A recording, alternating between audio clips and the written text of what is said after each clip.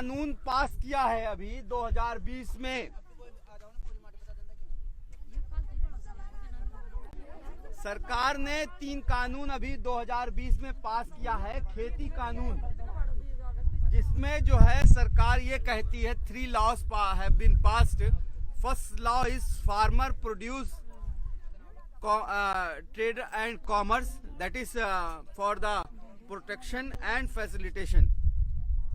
The second law is farmers empowerment and protection, that is facilitation of that agreement of the assurance price farmers service act, and the third is essential commodity amendment act. These 3 law has been passed in 2020. अब आपको तीनों law के बारे में बस इतना कहूंगा। पहला लॉ है जो हमारी प्रधानमंत्री जी कहते हैं कि उसके हिसाब से आप, जैसे आपकी मंडी है यहाँ पे, वहाँ पे जो भी धान अगर आप उगाते हो उस मंडी में बेचने जाते हो ना, उनका कहना है कि अब आप कहीं भी किसी भी मंडी में बेच सकते हो। इनका कहना ये है कि एक गाजियाबाद का जो किसान रहेगा वो गाजियाबाद की मंडी में ना बेच के नोएडा की मंडी में बेच सकता है। एक जयपुर का जो है किसान जो है जयपुर की मंडी में ना बेच के वो बेंगलोर में जाके बेच सकता है। आप बेंगलोर जाओगे बेचते हैं, तो ये बात जो है हजम नहीं होती है। दूसरे सबसे बड़ी बात है, ये कह रहे हैं कि ये किसानों की स्वतंत्रता के लिए है कि अब किसान किसी भी शहर में किसी भी प्रदेश में जाके अपने उत्पाद को बेच सकता है। तो मैं आपको ये बता दूं कि कोई भी ऐसा लॉ आज तक बना नहीं है जिसमें किसानों को ये मनाही है कि वो इसी मंडी में बेचें और इसी प्रदेश में बेचें। ये पहले ही से लॉ नहीं है, वो तो उन ट्रेडर्स के लिए है जो APMC एक्ट, जो उसकी मंडीज होती है, यानी एग्रीकल्चर प्रोडक्ट मंडी कमेटी के अंदर जो कमेटीज आती हैं, मंडीज आती हैं, उनके जो ट्रेडर्स होते हैं उनको रजिस्ट्रेशन कराना पड़ता है, उनको टैक्स देना पड़ता है और उनको ही उसी मंडी से खरीद सकते हैं। वो उनके ऊपर रिस्ट्रिक्शन है, किसानों के ऊपर कोई पहले से कोई पाबंदी नहीं थी, कोई रिस्ट्रिक्शन नहीं था। तो ये मेरी लॉ समझ में नहीं आया। दूसरा सबसे बड़ा इस लॉ में जो खामी की बात की जाती है कि वो अब जो है इन्होंने, सरकार ने ये कर दिया है कि प्राइवेट लोग अपनी मंडी बना सकते हैं। जैसे आप लोग की मंडी है यहाँ पे ना, आप अपना धान वहां बेचने जाते हैं, अब क्या होगा, प्राइवेट आदमी आके अपनी मंडी खोलेगा, उसमें सरकार को उसको टैक्स नहीं देना है, उसमें जो ट्रेडर्स होता है, जो बिचौलिया होता है, उसको रजिस्ट्रेशन नहीं कराना है, और अब आपको वो सस्ते में, चाहे डरा के, चाहे मार के, चाहे लालच दे के आपसे सस्ते में खरीद सकता है। क्योंकि सरकार जो सबसे बड़ी शक्ति दी गई है जो किसानों को, जो मिनिमम सपोर्ट प्राइस MSP को, उसकी बात ही नहीं करती है। हालांकि सरकार के जो नुमाइंदे हैं वो कहते हैं कि MSP रहेगा, लेकिन उस लॉ में MSP का कहीं भी जिक्र नहीं है, यानी MSP एकदम अबॉलिश हो जाएगी। सरपंच जी, इस वक्त जो गेहूं आप देते हो यहाँ पे क्या रेट है? 1900 से 2000 रुपए MSP है यहाँ पे। लेकिन अगर ये लॉ आ जाएगा तो MSP की बात जब नहीं की जाएगी तो 1000 रुपए में भी गेहूं आपको बेचना पड़ेगा। ये पहली खामी है। हाँ, 2200 में आपने बेचा है, खरीद है। खरीद की तो आप बात मत करिए, अभी खरीद तो आप समझ लीजिए। अरे आप जब आप आलू बेचते हो, आलू तो 5-10 रुपए में बेच देते हो, और उसका जब चिप्स बनता है तो वो 20 रुपए में जो है एक आलू का चिप्स आता है, तो उसकी बात नहीं कीजिए।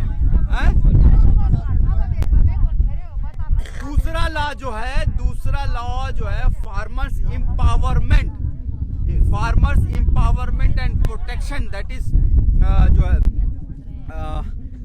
Agreement on assurance price and farmer service act है, वो बेसिकली कॉन्ट्रैक्ट फार्मिंग है। यानी कि अब आपको बड़े बड़े इंडस्ट्री के लोग आपसे जो है एक कॉन्ट्रैक्ट कर लेंगे, अनुबंध कर लेंगे कि आपको इतना, घबराइए मत, सुन तो लीजिए, आपको मिनिमम आपको कॉन्ट्रैक्ट पे रख लेंगे। समझ रहे हैं, बड़े बड़े इंडस्ट्रीज जो है वो एक खेत के पूरे गांव को ले सकती है और एक पर्टिकुलर टाइप के उत्पादन को बनाने को आपसे कॉन्ट्रैक्ट कर सकती है। ठीक है, हम आपकी बात एकदम सही है, कर सकते हैं, करने दीजिए। लेकिन मेरा बस संशय यही है कि जो बड़े आदमी जब भी आएंगे इस बड़ी फील्ड में, वो छोटे आदमी को इस तरह से दबाने की कोशिश करेंगे। तीसरा जो लॉ है कि एसेंशियल कमोडिटी एक्ट यानी कि अमेंडमेंट एक्ट जो है, उसमें क्या किया गया है कि अनाज यानी गेहूं, चावल, पल्सेस यानी कि दाल, प्याज और आलू और सरसों तेल के जितने भी सीड्स होते हैं, उसको एसेंशियल कमोडिटी से हटा दिया। यानी कि एक बड़ा इंडस्ट्री का आदमी क्या करेगा, बड़ा बड़ा कोल्ड स्टोरेज बना लेगा और उसमें जितना भी चाहे वो आपका धान, अनाज, आलू, प्याज स्टोर कर सकता है। अब आपको ऐसे समझाऊंगा कि मान लीजिए आपकी प्याज की या आलू की पैदावार बहुत अच्छी हुई है। जब बहुत अच्छी पैदावार हो जाती है, बहुत ज्यादा सामान आ जाता है, तो उसका दाम घट जाता है। तब ये लोग क्या करेंगे कि ये सस्ते में उस चीज को खरीद लेंगे और अपने कोल्ड स्टोरेज में डाल के रख देंगे। वो फ्रिज, बड़ा फ्रिज समझ लीजिए, बड़ा सा फ्रिज है एक तरह से। उसमें क्या हुआ, 10-10 साल तक वो आलू रह सकता है फ्रेश। ऐसा इजाद कर दिया गया है साइंस के से, समझ गए। तो अब आपका सारा आलू खरीद के उसमें रख दिया गया। अब आपको 1 साल 2 साल वो वेट करेंगे। जब जिस साल ऐसा होगा कि आलू और प्याज पैदावार नहीं हुई, मान लीजिए सूखा आ गया, मान लीजिए बाढ़ आ गई, उसकी वजह से आपकी पैदावार नहीं हुई, तब ये अपने गोदाम से निकालेंगे और महंगे दाम में बेचेंगे। 50 रुपए किलो बेच रहे हैं तो सब्जी टीम मार्केट लगाओ हर संडे को, हर गुरुवार को ऐसे, तो 50 रुपए किलो आलू दे और लाल प्याज। समझ में आया कि ये इनकी योजना है। 2-2 रुपए किलो की खरीदारी करें और स्टॉक कर लिया और हमारे 50 रुपए किलो दे एकदम ये समझ पा रही है आप बताइए इनको।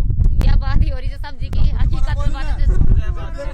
आपको एकदम सही आपने बोला, यही बात कह रहे थे, सही कह रहे थे, मैं थोड़ी कह रही बात इन्होंने सही कही है कि 2 रुपए का सामान खरीद के फिर आपको ही अगर खरीदना होगा, आपको ही खाना होगा आलू प्याज, आपको ही 50 रुपए बेचा जाएगा। ये प्रॉब्लम है।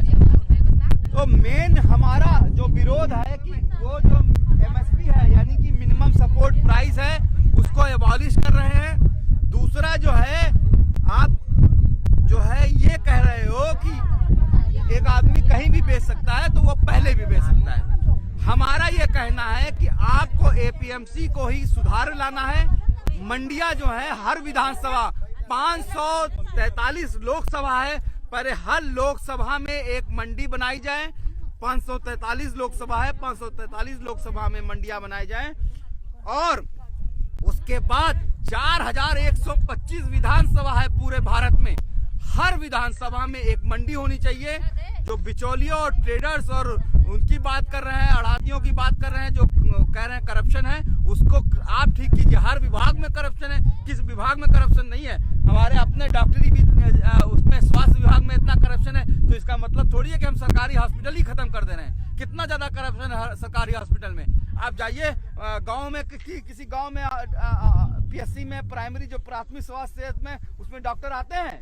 डॉक्टर नहीं आते हैं, वो अपना जो है शहर में प्राइवेट प्रैक्टिस करते हैं। कितना करप्शन है, लेकिन उसको खत्म तो आप नहीं कर रहे हो। इसी तरह से मंडी को आप खत्म नहीं कर सकते। हमारी 2 ही डिमांड है कि आप APMC को और अच्छी तरह से लागू कीजिए, हर विधानसभा, हर लोकसभा क्षेत्र में हो। और दूसरे जो है क्या कहते हैं, मिनिमम सपोर्ट प्राइस का एक लॉ बनाइए। सिर्फ बातों से काम नहीं चलेगा। धन्यवाद, थैंक यू।